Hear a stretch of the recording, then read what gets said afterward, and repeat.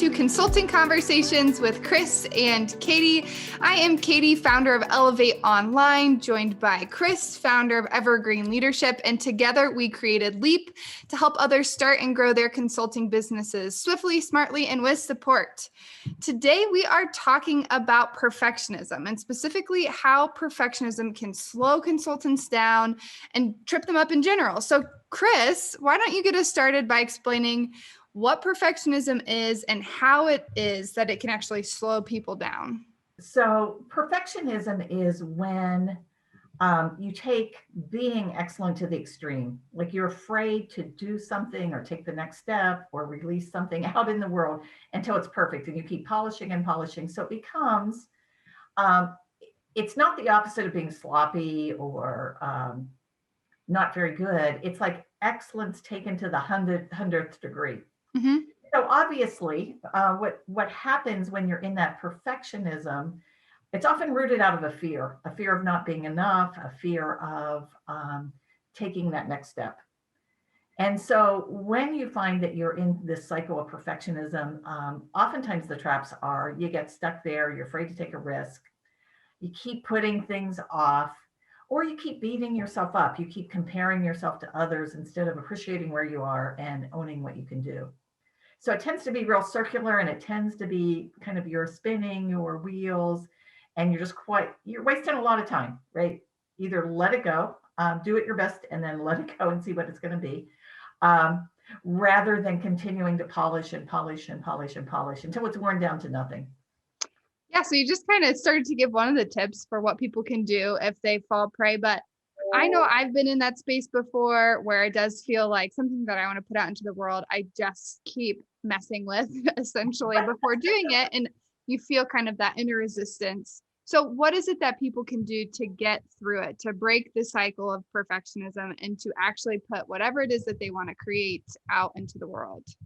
Yeah, and make no doubt about it, if you're starting your own small business, if you're freelancing or consulting, you are creating something, right? And it's something that's very personal to you and something that you feel is very visible.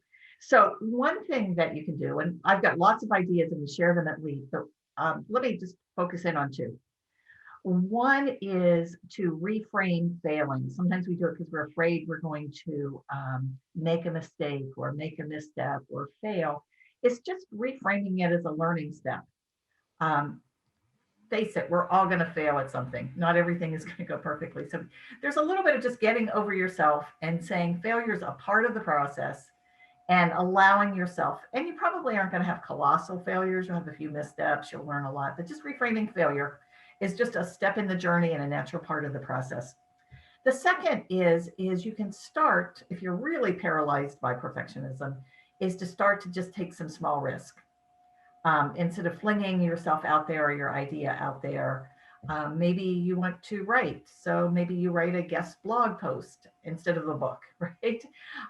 Maybe you want to step into consulting. And so you do a subcontractor or pro bono piece of work instead of standing up your whole thing. So the idea is kind of to step into it.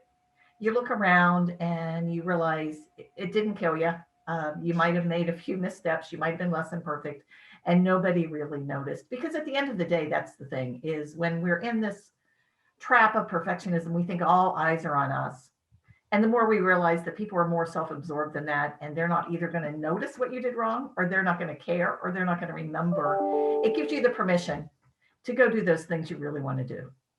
Yeah, and I think another way too is to have the right people around you to support you, who understand what you're going through and why you might be hesitant, but can also lift you up and say, it is time for you to put this out into this world, because they know you well enough. Right. And that's one thing that I really love about the Prosper community that we've put together for people who are starting their consulting businesses or working on growing on them, is to have that push. Sometimes I feel like is what you need. Like, yes, it does come from within, but sometimes hearing it from other people that, hey, you got to put this out there.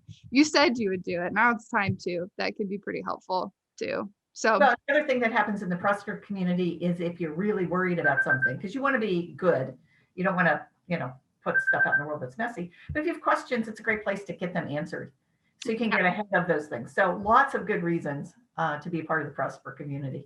Very true. And so if you're interested in that, or any of the other free and paid resources we have at Leap for helping individuals start and grow their businesses, you can learn more about them here.